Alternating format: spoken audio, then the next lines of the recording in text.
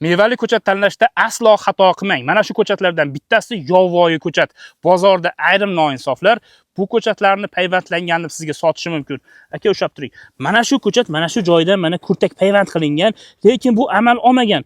Yonidan bitta shox o'sib chiqib yovvoyi ko'chat bo'lgan. Mana bunisi esa payvandlangan. Lifehack yo'qotib qo'ymaslik uchun saqlab qo'ying va videoga like bosib qo'ying. Sherzod aka, hozir sizda qanaqa uzum ko'chatlari bor?